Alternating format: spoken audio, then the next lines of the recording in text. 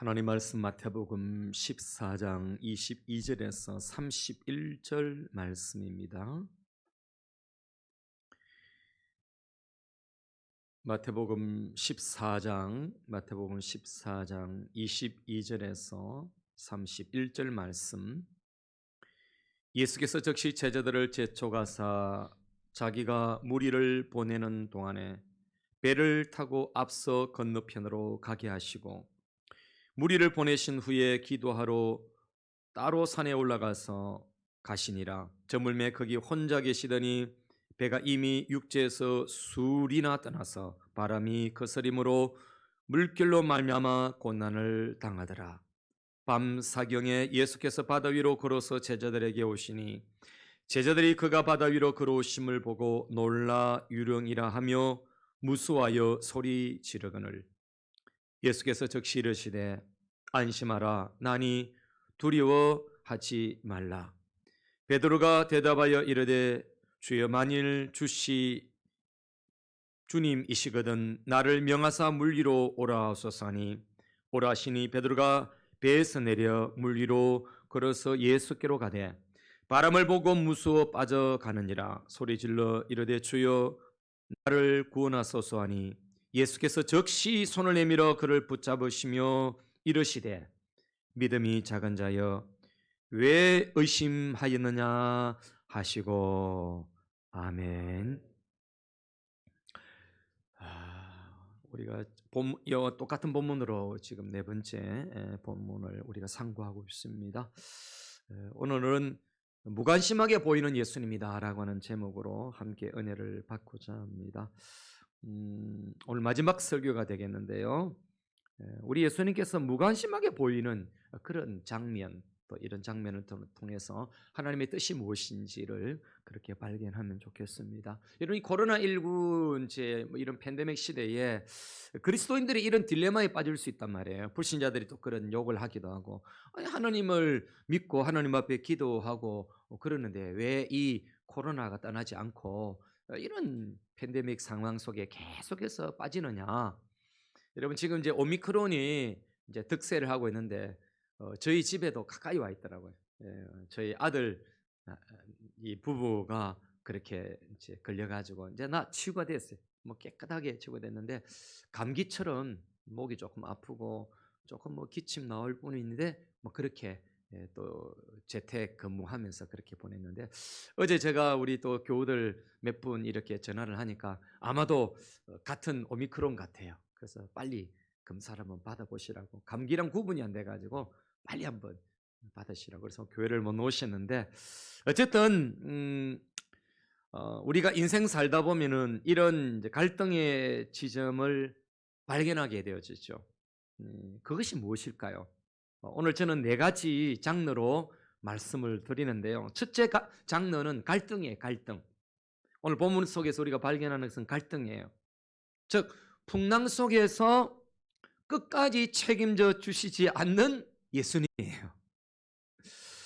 여러분, 배 밖으로 나와서 영적 안전지대를 넓히라고 제가 앞서 그렇게 설교를 하지 않았습니까? 근데 문제는 매일 매 순간마다 우리가 받는 이런 도전인데요. 우리가 안전지대를 좀 넓히고 살아가야 하는 이런 문제는 매일같이 우리가 도전받는 그런 문제단 말이죠. 그것이 뭐 삶의 스타일이든 또 뭐 신앙의 가치관이든 사람의 관계든 여러분 뭐 직장과의 그런 관계이든 우리는 항상 배 밖으로 나가야 되는, 나의 안전지대라고 생각하는 그것을 벗어나서 좀 넓혀야 되는 이런 도전을 항상 받고 있는 거예요. 여러분 어떤 그런 부분이 있습니까? 여러분 인간관계에 있어서 확장이 일어나고 있습니까? 제가 네 번째 설교를 하고 있는데 여러분들이 좀 그런 도전을 좀 받았으면 좋겠단 말이에요. 여러분 신앙의 안전지대를 좀 확장시키고 넓어지고 있느냐라는 거죠. 여러분 내 자신의 안전지대에 변화를 주는 것이 두렵다면은 우리는 결코 성장하지를 못합니다. 여러분이 이번에 베이징의 동계올림픽 한번 보십시오. 이게 이제 어떤 경기든지 매너리즘에 빠져가지고 똑같이 경기 방식을 주장하고 그런데 익숙하면은 전에는 금메달을 따도 이번에는 받지 못해요. 왜냐하면 사람들에게 이미 이제 익히 알려져 있으니까 이게 항상 도전을 주고 그 안전지대를 여러분 넓혀가야 되는 거예요.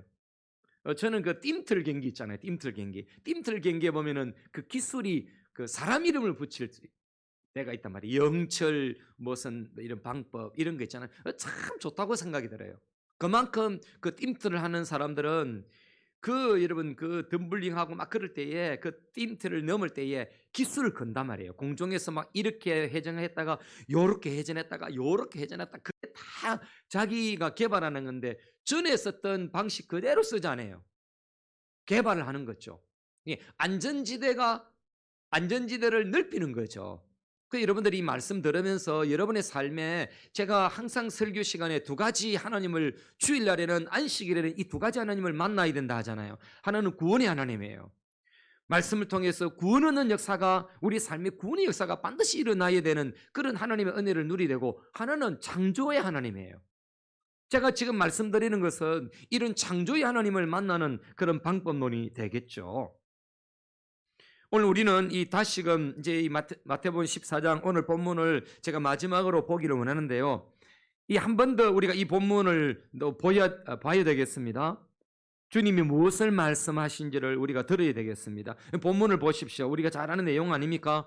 베드로와 제자들이 탄 배가 풍랑 속에서 그 아수라장이 되어 있는 그런 장면이죠. 여러분 그들 중에 베드로는 물 위로 그렇게 걸어오시는 예수님을 보면서 자기도 좀 물 위를 걸어야 되겠다 이런 마음을 가지고 만일 주님이시거든 물 위를 걸어오라 하십시오 이렇게 부탁까지 하잖아요. 그런데 예수님은 너무나도 이 기특한 신앙을 가진 베드로에게 뭐라고 이야기합니까? 오라고 그렇게 말하거든요. 그리고 그는 배 밖에 나오지 않습니까? 그의 안전지대를 넓히려고 배 밖으로 그렇게 나온 것이지요. 그리고 누구도 경험해 보지 못한 물 위로 걷는 그런 그 주인공이 되지 않습니까? 여러분 흔들리는 파도도 보게 되어지고 또 여러분 그 바람 소리를 듣게 되어지고 배 안에서 동료들의 이 함성 소리가 들렸을 그 우와 베드로가 물 위를 걷는다고 아니 세상에 사람이 어떻게 물 위를 걷냐고 여러분 그러면서도 그 제자들 배 안에 있는 제자들에게는 도전의 시간이 아니겠어요? 여러분 그때에 이런 바다 체험의 교실의 절정에 이르는데 그렇지만 그의 발걸음은 그의 믿음만큼 그렇게 불안했던 것입니다. 바람을 보고는 갑자기 이 부력, 뜨는 이 부력은 사라지고 밑으로 당기는 이 중력에 의해서 물 밑으로 빠져가 버린 것입니다. 여러분 이런 부력과 중력이 믿음이라는 그 힘에 의해서 이게 딱 균형을 잡고 떨어지지도 않고 뭐 하늘로 올라가지도 않고 물 위에서 딱 걸을 수 있는 그런 힘의 균형을 딱 잡고 있었는데 그 믿음이라는 게 여러분 그 믿음이 바람을 딱 보고는 그게 무너져 버렸다는 거예요. 여러분 여러분의 삶에도 여러분의 믿음이 사라질 때에 어떤 내가 알 수 없는 알지 못하는 그런 에너지 그 힘의 균형이 딱 떨어질 때 여러분 물속에 빠져가는 그런 위험천만한 일을 경험하게 되는 것입니다.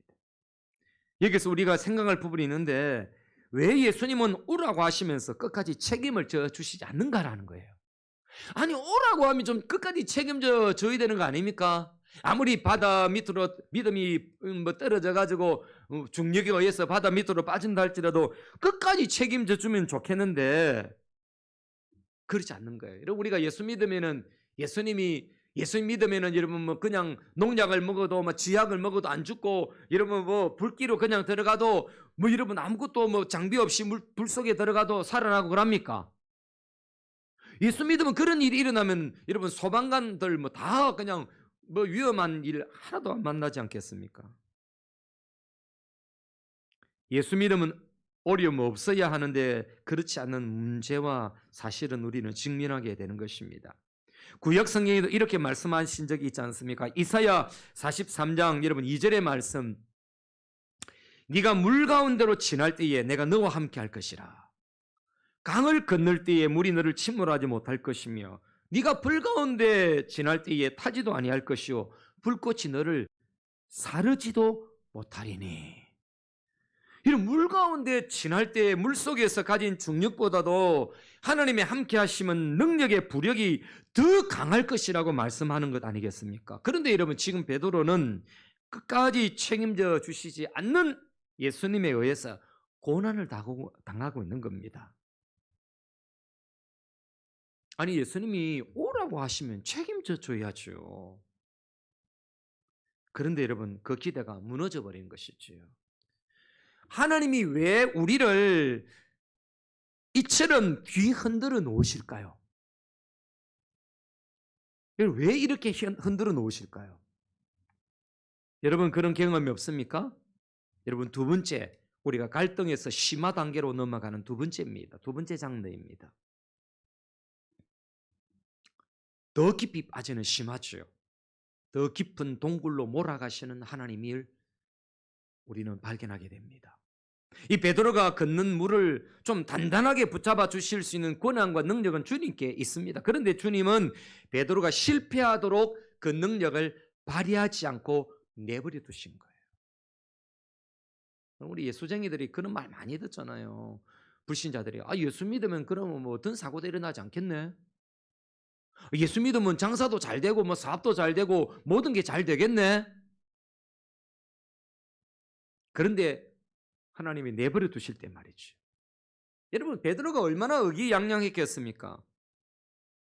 베드로에게 도대체 예수님은 무엇을 원하시기에 그 실패의 자리로, 믿음 조금 떨어졌다고 실패의 자리로 그렇게 가게 하시는 것입니까? 여러분, 우리는 이 문제를 풀기 위해서 비슷한 상황에 놓였던 구약의 아주 스토리를 우리는 볼 필요가 있어요. 여러분, 다윗이에요. 다윗. 여러분, 다윗이 이스라엘의 왕이 될 사람으로 어릴 때 이제 하나님이 사울을 딱 버리고요, 하나님이 사무엘을 통해서 다윗에게 기름을 붓거든요. 이 기름을 붓고 나중에 여러분 그 골리앗과의 또 싸움에서도 이기잖아요. 그래가지고 어디에 발탁이 됩니까?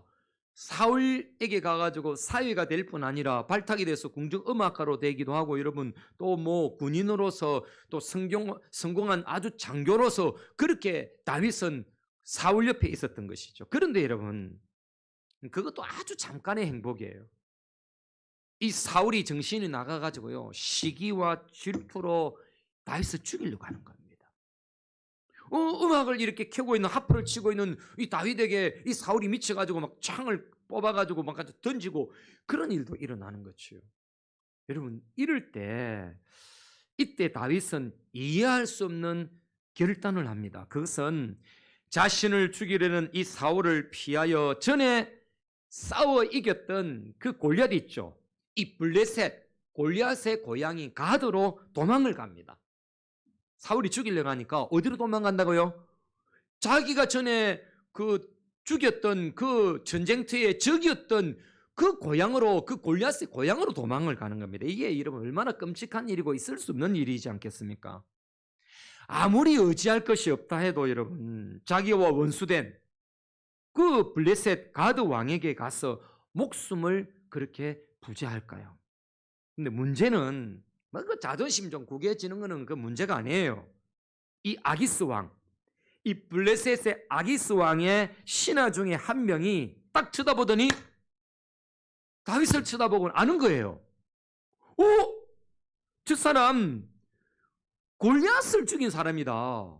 이게 우리의 원수다라는 거예요, 여러분. 이때에 다윗이 한 게 뭔지 아십니까, 여러분? 대문짝에다가 손발을 이렇게 올려갖고요, 막 긁으면서 허적거리면서 수에 침을 줄줄 흘리면서 미친 척한 거예요. 아니, 저 다윗이 옛날에 우리 그 골리앗을 죽인 그 원수다 이렇게 딱 말하는데, 어쩌 원수를 어떻게 우리가 받아, 그렇게 말하는데 다윗이 미치지 않은 거예요. 침 줄줄 흘리면서. 여러분, 이게 하나님으로부터 왕이 될 거라고 하는 기름 부음을 받고 하나님께 인정을 받고 골리앗과의 전투에서 이긴 이 꼬마지만은 젊지만은 이런 여러분 다윗이 자존심 완전하게 무너지고 구겨지는 것 아닙니까? 아니, 어떤 때는 하나님이 기름 부으시고 책임을 주시겠다고 하고 네 왕이다 찜해놔놓고, 왜 찜해놔놓고 책임을 안 지냐 이거죠.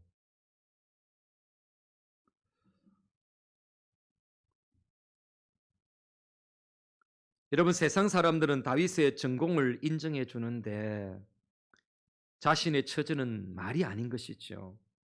그러면 왜 하나님이 이처럼 다윗을 흔들어 놓느냐라는 거예요. 왜 이런 파도 속에 빠지게 하시는 겁니까?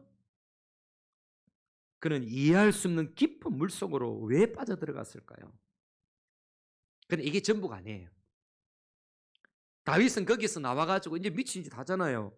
그러니까 이제 뭐 사람들이 자기를 알아보니까 이게 안 되겠다 싶은 거예요. 다윗이 생각할 때. 그래서 도망 나온 것이 바로 아둘람 동굴입니다. 아둘람 동굴. 이것은 아주 차선책이었지만은 그렇게 좋아 보이지를 않았습니다. 근데 거기에 아둘람 동굴에 들어갔는데 이 아둘람 동굴이 참 의미가 있는 것은 그 동굴 안에 다윗을 따르는 사람들이 400명이 모인 거예요. 여러분, 거지 같은 사람들이에요. 부와 명성, 뭐 권위, 지위 아무것도 없는 사람, 가난한 사람들이에요. 헐벗는 사람들이에요. 인생의 실패자들이에요. 여러분, 이런 자들이 몇 명? 400. 여러분, 도망 다니려면 많이 다니는 게 좋습니까? 혼자 다니는 게 좋습니까? 혼자 다니고 도망 났지. 딱 자기 뭐 숨기면 되는데 이런 400명이 다니면 어찌 되겠습니까? 표가 나거든, 표가. 그것도 여러분 무슨 군사가 돼가지고 자기를 지켜주는 것 같다면은 뭐 그 든든한 백그라운드가 되겠습니다만은 이 경상도 말로 걸비 같은 인간들 그 모아가지고 그 뭐 하겠습니까? 그런데 그 아둘람 동굴에 그런 사람들이 모였다는 거예요, 다윗에게. 다윗이 쫓겨나고 다윗이 지금 동굴에 들어갔다니까 거기 사람들이 모인 거예요, 여러분. 이 다윗의 인생에 있어서 아둘람 동굴은 굴욕의 장소입니다. 굴욕의 장소. 이런 마찬가지로 우리에게 있는 동굴도요, 실패와 굴욕의 비참한 장소가 될 수가 있어요. 내 인생에. 우리에게 찾아오는 동굴은 우리가 선택하여 들어가는 수도 있지만은 어쩔 수 없이 찾아오는 수도 있는 거예요. 내가 뭐 이런 동굴에 빠지고 이런 깊은 바다에 빠지는 거 내가 만든 게 아니에요. 뭐 그런 이상하게 그런 동굴에 빠질 수 있는 거지요. 여러분, 직장을 잃어본 적이 있습니까? 만약에 이 장로는 어느 날 사업이 파탄을 맞았다 생각해 보십시오. 우리 송 집사님 그 복집이 그냥 어느 날 파탄을 맞았다 생각해. 뭐 지금 파탄 지경이죠. 이 코로나 이 팬데믹 시대에. 여러분, 그런 것들은 좀 잃어도 괜찮아요. 뭐 견딜만 합니다. 여러분, 사랑하는 연인을 잃었다, 사랑하는 사람을 잃었다, 사랑하는 자식을 잃었다. 여러분, 그건 아둘람 동굴보다 더 깊은 동굴에 빠지는 거죠. 여러분, 건강을 잃어버렸다. 그런 동굴에 우리가 굴 속에 있을 수도 있는 것입니다. 그리고 언젠가는 우리도 그 굴 속에 있게도 있을 수도 있는 거예요. 우리 중에 누구도 이 굴에 들어가고 싶지 않습니다. 그러나 언젠가는 거기서 얼마간 머물 수도 있는 것이지요. 그런데 여러분, 참 신기한 건요, 이 아둘람 동굴에만 있는 게 아니고 그 다음에 여러분, 다윗이 이 아둘람 동굴에서 가만히 있으면 이 소문도 나고 이게 이제 들통이 나니까 어디로 또 피했냐면은 엔게디 동굴에도 가는 거예요, 여러분. 사무엘상 24장에서 다윗은 이런 걸 경험합니다. 사울이요, 군사 3,000명을 데리고 이 다윗을 쫓아오는데 엔게디에 들어갔는데 앞장 이제 23장에 보면은 다윗이 이 23장에서 이 아둘람 동굴에 있다는 게 이제 이게 알려지니까 사울이 쫓아오잖아요. 그러니까 그 23장에서 24장으로 넘어가는데 그 사이에 다윗이 어떤 과정을 거치냐면요, 다윗은 10광야를 지나가고요, 하길라도 건조한 곳이다 이런 뜻입니다. 하길라를 지나가고요, 광야를 지나가고요, 또 남쪽 마흔 광야를 지나가고 엔게디 광야를 지나서 엔게디 동굴에 들어가는 거예요. 여러분, 이게 아둘람 동굴에서 나와가지고 엔게디 동굴로 가는데 이런 광야를 경험한 거예요, 여러분. 인생의 광야만 가장 힘든 곳이 아니라 여러분, 바로 동굴이 있다는 사실이에요, 여러분. 인생의 동굴에 들어가 본 사람은 광야는 아무것도 아닙니다. 깜깜하고 칙칙하고 아무것도 느낄 수 없고 아무것도 보이지 않고 여러분, 어떤 것도 잡을 수 없는 그런 무료하게 짝이 없는 곳이 그 동굴 아니겠습니까? 이런 광야는요, 그래도 훤히 보이잖아요. 절반은 하늘이고 절반은 광야니까 그래도 괜찮아요. 여러분, 동굴에 들어가면 아무것도 없잖아요. 여러분, 거기에다가 불을 피워놓고 여러분 있으면 또 표가 나니까 이게 두려운 거죠. 여러분 인생의 밑바닥 아무것도 보이지 않고 깜깜한 그런 그 절망의 동굴에 들어가 보면 아는 겁니다. 이때 누구나 가장 어려운 것은 이런 생각이 들 때가 가장 무서운 거예요. 야, 하나님 나 진짜 버린 것 아닌가? 아니 예수 믿으면 좀 잘 풀려야 되고 좀 오라고 하셨으면 끝까지 책임을 져 주셔야지만 왜 이렇게 더 깊이 빠지느냐 말이에요. 왜 깊은 동굴에 들어가느냐라는 거죠. 그러면 하나님은 우리를 왜 이처럼 흔들어 놓고 굴 속으로 들어가도록 허용하시는가라 하는 그런 질문을 던질 수 있는 것입니다. 여러분 세 번째입니다. 세 번째 장르입니다. 갈등과 심화에서 갑작스러운 전환의 장르로 넘어갑니다. 그것은 여러분 동굴 속에서 희망의 단서를 찾도록 하기 위함입니다. 우리가 동굴을 만나는 것은 거기에서 희망의 단서를 찾도록 하기 위한 거예요. 여러분 어떤 희망의 단서입니까? 오늘 본문을 가보십시오. 오늘 본문은 똑같은 동굴에 빠지는 그런 내용이지 않습니까? 베드로는 파도 속으로 빠지는 상황을 통하여 믿음의 근력을 세우는 계기가 되어졌던 것입니다. 왜 믿음이 적은 자여 왜 의심하느냐라고 하는 예수님의 그 말씀 앞에서 베드로는 믿음의 근력을 세우는 계기가 된 거예요, 여러분. 배 밖으로 나가서 파도로는 동굴 속에 빠져봄으로 인하여 그는 믿음의 근력을 세울 수 있었던 것입니다. 여러분 이것이 희망의 단서예요. 희망의 단서. 여러분들이 믿음의 근력을 여러분들이 파도를 만나거든지 여러분들이 동굴 속에 빠져 들어가더라도 그 속에서 믿음의 근력을 키우는 계기가 되시기를 주의 이름으로 축원합니다. 예수님은 우리가 위기 속에서 믿음의 선물을 사용하여서 하나님 앞으로 그렇게 나가게 하도록 하시는 것입니다, 여러분. 좀 믿음의 가치를 끌어올려서 살도록 하시는 것이 우리를 하여금 그 광야를 지나서 동굴 속에 들어가도록 하는 하나님의 섭리가 거기에 있다는 거예요, 여러분. 여러분 또 하나의 희망 단서가 있어요. 그것은 바로 우리 인생에 우리를 힘들게 하는 동굴은 하나님이 우리의 삶을 가장 효율적으로 빚으시는 곳이다라는 사실이에요. 여러분 때로 삶의 모든 버팀목을 빼앗기고 오직 예수님만 남았을 때 우리는 예수님 한 분만으로 충분하다는 사실을 바로 그 속에서 발견하게 되는 것입니다. 파도 속에 여러분 빠져가지 않습니까? 파도에 빠져들어가는데 아무것도 없어요. 오직 예수님밖에 없는 거예요. 주여 나를 도와주시옵소서. 여러분 저는 이 세계에 이 코로나 팬데믹으로 말미암아 하나님이 주시는 사인이 있다고 생각이 들어요. 그게 뭔지 아십니까, 여러분? 시편 23편 1절이 우리에게 주시는 사인이에요. 제가 오늘 새벽에 발견한 거예요. 여러분 시편 23편 1절 본문 안 띄워도 아시겠죠? 여호와는 나의 목자시니 내게 부족함이 없으리로다.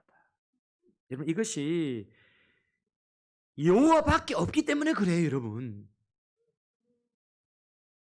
내가 다른 게 뭐 많으면요, 의지할 게 많으면 여호와는 나의 목자시니 내게 부족함이 없다는 것은 입술의 고백밖에 안 돼요.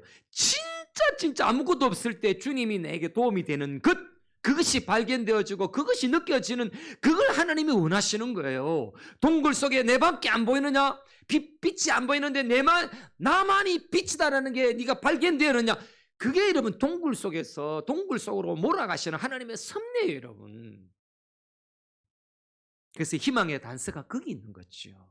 여호와 하나님 주님이 한 분이 우리의 희망이다는 이게 여러분 그 희망의 단서를 발견하는 거 여러분 그게 중요한 것이지요. 제가 어느 날인가 그 김용희 선교사님 한참 또 한국 교회에 도전과 충격을 주었던 그 간증 설교들이 많죠. 굉장히 제가 가끔씩 듣고 또 도전받는 그 유기성 목사님, 그분 두 분의 설교 가운데서 굉장히 제가 가슴 속에 막 대못이 탁 박히듯 치고 들어오는 게 한마디에 한마디, 예수님 한 분이면 충분합니다.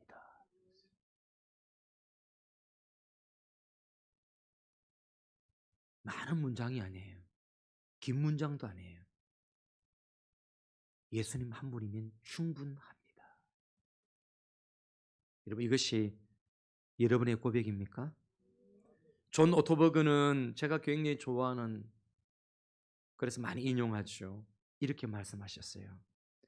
두려움의 지배를 받는 현대인들은 위기 정체 상태에 빠져 고통받고 있다고 말합니다. 아무것도 하지 못하고 아무데도 가지 못한다는 것입니다. 우리가 이런 동굴 속에 주인이 되어보면요, 이것이 얼마나 무서운 것인가를 모릅니다. 그러나 동굴을 염려할 필요가 없습니다. 바람을 두려워할 필요가 없습니다. 사울을 무서워할 필요가 없습니다. 왜냐하면 동굴 속에 있을 때 우리 자신의 약점을 발견하고 하나님은 그 약점을 통해 그분의 능력을 보이기를 원하신다는 사실을 깨닫기 때문에 그런 것입니다. 그래서 우리는 바울의 고백이 더 가슴에 남게 되는데요. 고린도후서 4장 7절 말씀에 우리가 잘 아는 말씀 안에요. 우리가 이 보배를 질그릇에 가졌으니 이는 심히 큰 능력은, 고린도후서 4장 7절입니다. 이는 심히 큰 능력은 하나님께 있고 우리에게 있지 아니함을 알게 하려 함이라. 여러분, 그렇습니다. 하나님이 모든 것을 흔들어서 우리로 하여금 물속에 빠져가게 하고 동굴 속으로 들어가게 될 때 그 속에서 희망의 단서를 발견해야 합니다. 우리가 할 일은 절망의 아우성 소리로 절규하는 것이 아니라 희망의 단서를 찾는 것입니다. 여러분, 그래서 그 희망의 단서는 동굴 속에서 하나님을 만나는 것입니다. 파도 속에서 예수님을 만나는 것입니다. 하나님은 굴 속에서 최고의 역사를 행하시기 때문에 그런 것입니다. 여러분, 엘리야 알잖아요. 엘리야가 갈멜산 엘리야 그 전투에서, 여러분, 바알의 선자들은 아무리 바알을 부르짖어도 비가, 여러분, 그 재물을 태우지 않지만은 엘리야는 하나님을 부르짖으니까 재물이 태워지잖아요. 그래서 여러분, 그 바알의 선지자 400명, 여러분 400명을 아세라 선자도 있지만은 400명을 죽이지 않습니까? 그리고 완벽한 일기예보까지 하지 않습니까? 그런데 한 사람 이세벨 왕비 앞에서는 이 엘리야가 무너졌어요. 참 신기하죠.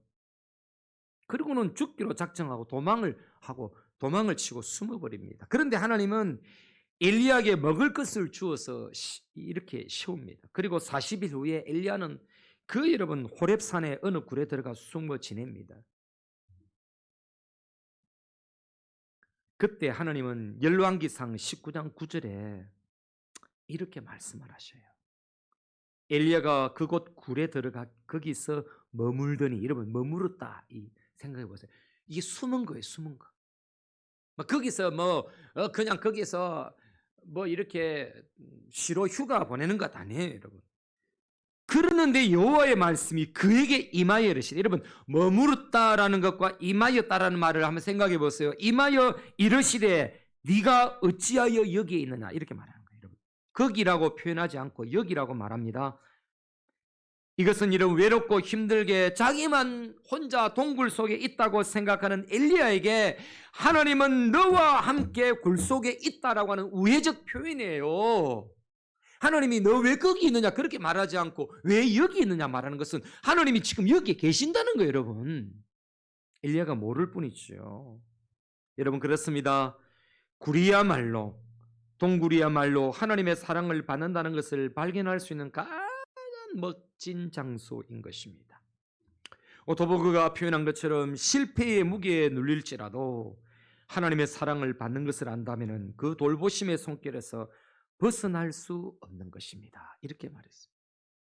하나님께서 우리를 통해서도 새로운 회복과 은혜의 드라마를 써내려갈 준비를 하고 계실 줄로 믿습니다. 우리가 할 일이 뭘까요, 여러분? 이런 동굴을 만나면 우리가 할 일이 뭘까요? 그래서 장사가 안 되고 사업이 안 되고 우리 자녀들이 안 되고 막 이런 동굴을 만날 때 뭘 해야 되느냐는 거예요. 여러분, 동굴 속에서 아우성 소리로 절규할 것이 아니라 희망의 단서를 찾는 겁니다. 어떻게 말입니까? 우리가 실패했다고 느끼는 영역에서 하나님을 신뢰하는 한 걸음을 내디뎌야 되는 것입니다. 우리를 둘러싸고 있는 동굴은 우리가 실패로 인해 배우고 하나님의 계획을 따를 수 있는 그런 장소인 것이고, 성령님의 인도하심을 경험할 수 있는 곳이 바로 동굴인 것입니다. 그러니까 파도를 만나고 동굴을 만나고 바람을 만나는 것은 하나님을 경험하라고 하는, 그래서 거기에서 하나님을 경험하고 희망의 단서를 거기서 찾는 거예요, 여러분. 우리가 어렵다 해서 그 어려운 문제가 갑작스럽게 해결 다 되고 나면 희망의 단서, 그게 아니에요, 여러분. 희망의 단서는 하나님을 만나는, 그게 희망의 단서예요. 주님을 경험하는 그게 희망의 단서예요. 그 다윗이 아까 말씀드리지 않았습니까? 다윗이 엔게디 동굴에 딱 들어갔는데 소문을 듣고 사울이 들어오지 않습니까? 3,000명을 데리고 사울이 광야를 가로질러 가지고 이 엔게디 동굴에 딱 들어온 거예요. 엔게디 동굴 근처에 딱 왔는데 거기에 다윗이 거기 숨어 있는 줄 몰랐어요. 모르는데 사울이 이게 마려웠던가 봐요. 그래가지고 화장실에 가는데 신하 데리고 갑니까? 혼자 안 갑니까? 그죠? 그 엔게디 동굴, 동굴이 있네. 광야에서 그 신하들이 보는데 볼일을 못 보니까 굴에 살짝 들어간 거예요. 여러분, 우리 어릴 때 지금도 마찬가지입니다만은 영화관에 탁 들어가면 어떻습니까? 밝은 데 있다가 탁 들어가면은 깜깜하죠.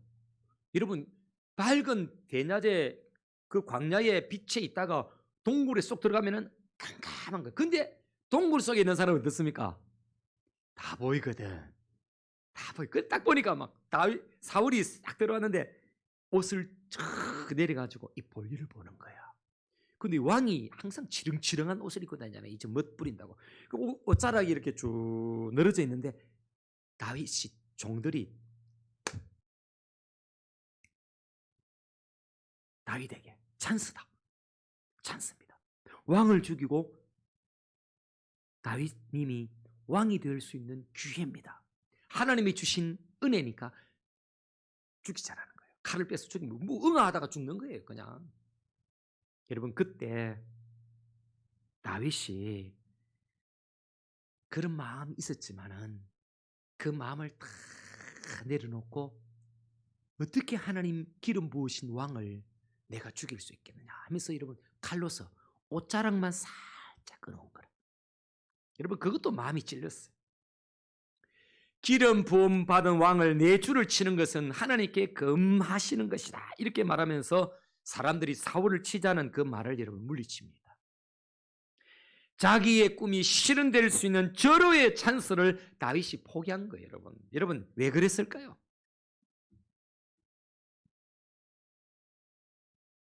여러분 같으면 그래 안 하겠습니까? 여러분 같으면 안 죽이겠습니까? 그런데 여러분 왜 그랬을까요?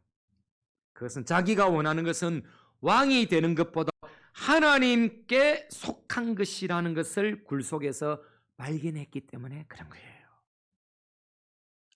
다윗은 희망의 단서를 하나님께 두었던 것입니다. 여러분, 성공하고 내 꿈의 성취가 목적이 아니라 하나님을 기쁘게 하시는 게, 기쁘게 해드리는 이게 꿈이었다는 거죠. 다윗은 하나님이야말로 자신의 삶에 꼭 필요한 자인 것을 동굴에서 깨달은 것입니다. 여러분, 정말 숨막히는 메시지 아닙니까?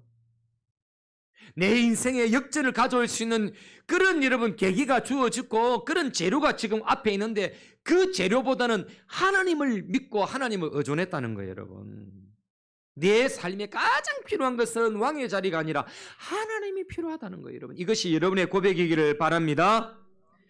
그리고 여러분, 동굴 속에서 결정적인 희망의 단서 하나를 또 발견합니다. 그게 뭘까요, 여러분? 그가 동굴에서 불렀던 노래에 잘 나타납니다. 바로 시편 142편 5절이에요. 이렇게 말합니다. 노래합니다. 여호와여, 내가 주께 부르짖어 말하기를 주는 나의 피난처시요 살아있는 사람들의 땅에서 나의 분깃이시라. 여러분, 그렇습니다. 주님은 나의 피난처가 되신다는 희망의 단서를 발견한 것입니다.